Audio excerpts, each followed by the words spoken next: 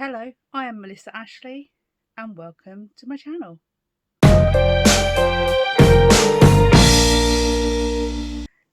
I'm well aware that the country is in lockdown at the moment and we're all kind of stuck indoors. Christmas is coming, we're worried about money and things like that. So what I wanted to share with you today is a baking recipe.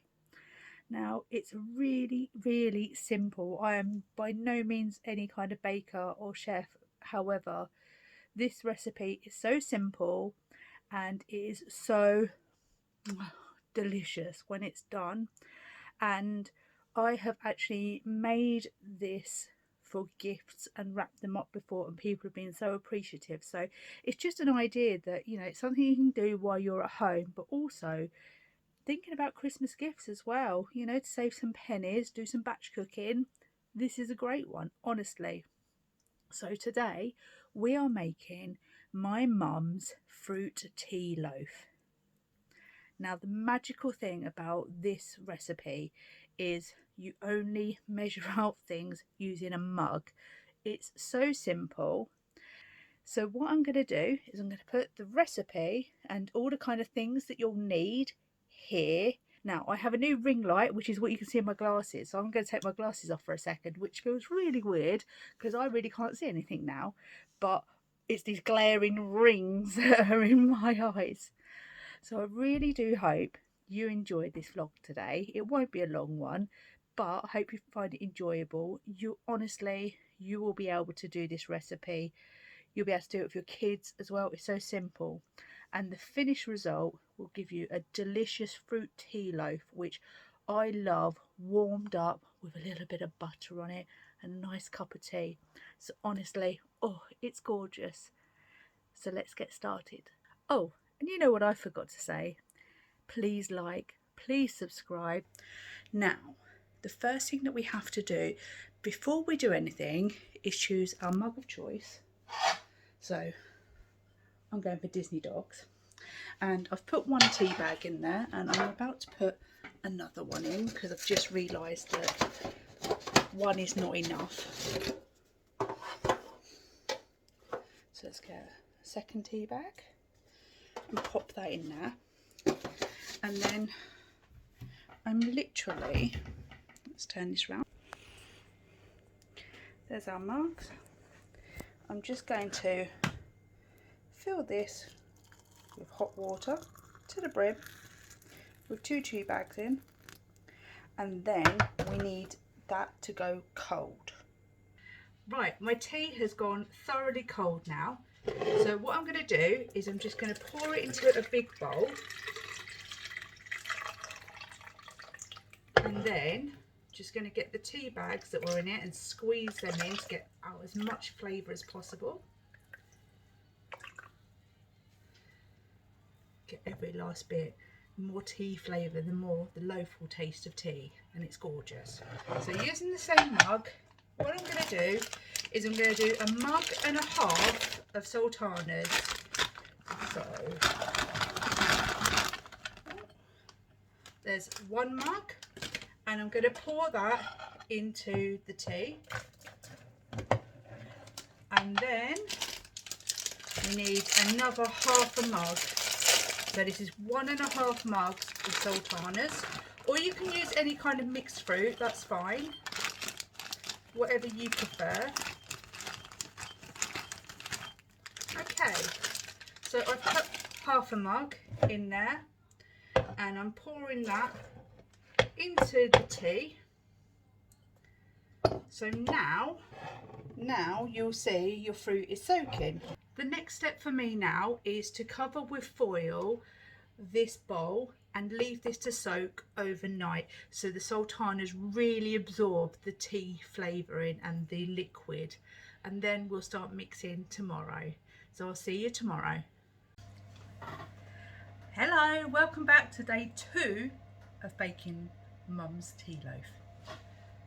Right here I have the fruit that's soaked overnight. So it's absorbed a lot of the tea, but there is still some liquid in there. You can hear that noise, that's Buster coming into the kitchen. Now, The things we need now to make sure we have everything here is, first of all, I've popped the oven on to preheat, and it's for 180 degrees on a fan oven. I'll put the conversions on the screen for you now. I have got my mug that I used yesterday. That's important because you need to use the same mug, so the measurements are exactly the same. I have 2 loaf tins. I have the loaf tin inserts into the baking paper, but they just insert into your little loaf tins, so it saves you sort of faffing around trying to cut baking paper. I also have brown sugar, my self-raising flour, and I have some eggs. Now, the reason I put 1 to 3 eggs on the ingredients earlier is because when you start adding the flour and the sugar, depending on the size of the mug you use, depends on how many eggs you need to add to make it a little bit more of a softer mix. So we're going to start right now, and it calls for 2 mugs of self-raising flour and 1 mug of brown sugar.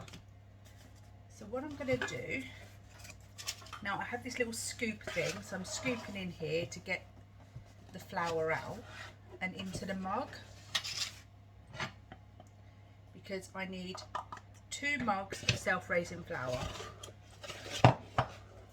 And when I pour this out, usually it makes a mess everywhere, so I'm trying to be a little bit cleaner for you guys. But I'm sorry about the squeaking, it's my chair.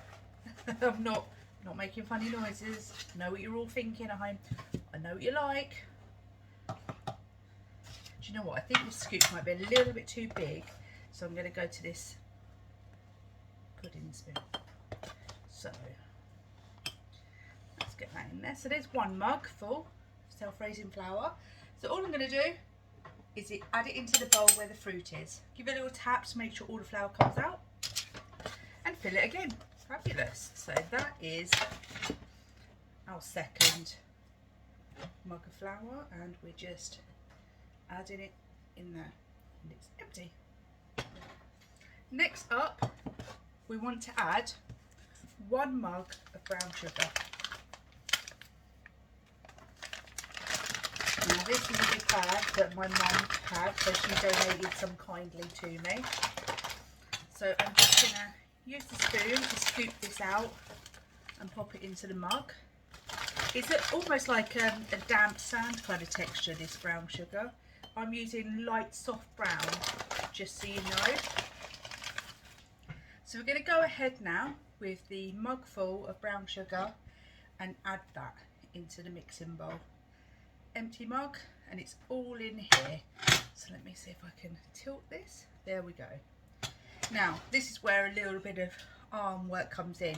Get your wooden spoon and start mixing. So what you're trying to do is you're trying to combine the soaked fruit with the flour and the brown sugar.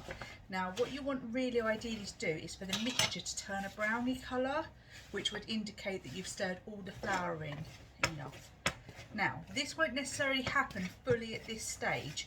The reason why is there's not enough liquid, which is when it will come to add in the eggs. But what we're trying to do is just combine the mixture as much as possible at this stage. You want it all mixed in, because you don't want to be biting into your fruit loaf and biting into a clump of self-raising flour. That doesn't sound like the tastiest loaf ever, does it? Okay, so at this stage, it's kind of gone this very pale browny kind of colour, and you can see it's very, very flaky. So now comes the eggs. My mum always says on her recipe 1 egg. However, I do find that because I use a bigger mug, so it's a bigger recipe, more eggs are needed. So let's crack open an egg, and what I do is I add 1 and then I mix it in straight away. Start mixing, because what you want to do is you want to monitor how your mixture looks depending on how many eggs. Now I know that I've actually, when I use this size mug, I generally use 3 eggs. However, if you're using a smaller cup, less eggs. I'm sure that if you wanted to make this recipe vegan or vegetarian, there would be some alternative to an egg that you can use. I did kind of discuss this recipe with my friend who is a vegan, and she made some suggestions, but for the life of me I can't remember what they were. So I'll ask her and I'll insert it here what she thinks a great alternative for an egg would be, so you'd be able to make this vegan. Okay, so it's a little bit more colour to that now, as you can see. However, it's still not kind of loose enough just yet, so I'm going to add another egg. And then, see, now I'm starting to stand up because I'm noticing that there is some more powder at the bottom of this bowl, that the sugar and the flour is kind of congregated, so I'm making sure I'm getting really in there and really stirring this mixture up, and it's becoming a really kind of sticky, gloopy mixture. So I'm going to add one more egg because it's not quite gloopy enough for me. So here we go, third and final egg in, and start stirring that. Now again, I'm standing up and I'm really trying to mix that in, making sure that there's no dry ingredient left, that everything is that little bit gloopy. That's the word, gloopy. Give it a good stir and we're there. So this is what we're left with. You can see that it is moving quite freely, but it isn't just pouring out of my bowl. That's the kind of mixture that we want, which is why you just need to monitor the egg situation, because it just depends on how much flour and sugar you've added, because of the size of your mug. What I'm going to do now is just clear up this side because I've spilt some sugar and I've spilt some flour, and then we'll come back and start pouring them into the loaf tins. Right, we're back. So as you can see, I have my loaf tin here with my little loaf tin paper in. So it's the big one I'm going to fill first of all. So I'm literally going to just start pouring the ingredients in.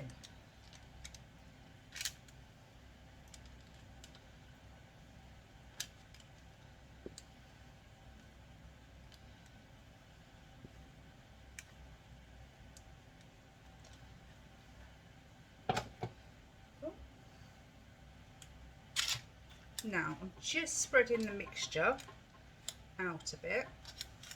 I don't want to fill it right to the top because this will rise. However, do you know what? I'm thinking I might not do the smaller one. I might make one big one. Let's whack this all in here.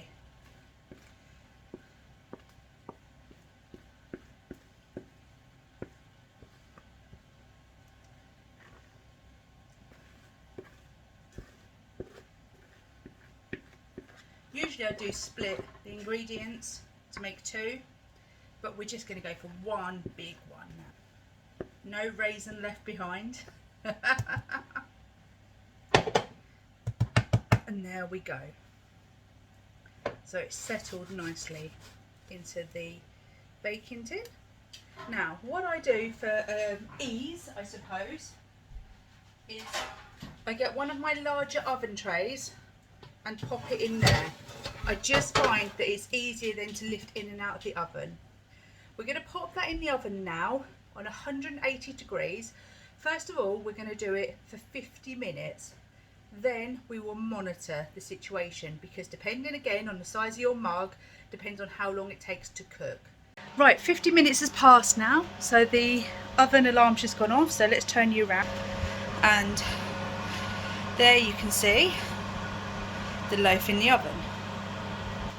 Now what I need to do is take it out using some oven gloves and pin prick it. If anything comes out on this pin, the cake isn't quite done. If nothing comes out, the cake is done. So here's the cake, and now we're going to do the pin prick test. So I'm going to pop it in, and as you can see, stuff has come out, so it's still not cooked. So I'm going to pop it back in the oven, do another 15 minutes, but I'm going to turn the temperature down and see how it goes. Right, the cake's done another 15 minutes in the oven. Again, clean prong. Pop it in. Oh, that's come out clean. Oh, in the centre though, still a little bit coming out. So I'm going to pop it in for 10 more minutes. Oh yeah, look. It actually does need a little bit longer because right in the centre, which is where it's the highest, that's where it's more gloopy. So it's got to go back in the oven. This is where you just have to keep an eye on it really. So actually I might do 20 minutes but at a lower heat. Okay gang, here we go again. Make sure you clean it. Oh, that's clear. That one's clear. Yay! It's finally cooked. So now, turn the oven off, get a cooling rack. So I've got a cooling rack. And then what I carefully want to do, make sure you use an oven glove. Now I have quite good hands in the sense that I don't feel heat that easily, so I'm just turning that out of the pan using my hand. However, don't do that. And there it is. So now we just leave it to cool. Now the cake is done, I've cut some slices, one for my mum and one for me because my mum's here, because obviously she's here for mum's fruit tea loaf. And I'm going to put some spread on this. While it's still warm, it melts into the cake. Oh, this is delicious. I'll put some on my mum's slice as well.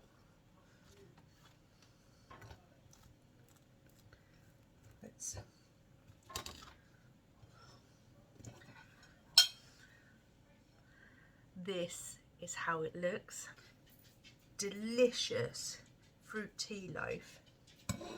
And still, look at that. Delicious. I hope you enjoy your cake. I hope you've made it. I hope you've enjoyed today's vlog. It might have made you a little bit hungry. And don't forget to like and subscribe, and I'll see you next time. And stay safe everybody. Keep talking to each other. It's important during lockdown to not feel alone, and if you do, please reach out, even if it's to me on my Instagram, which is here.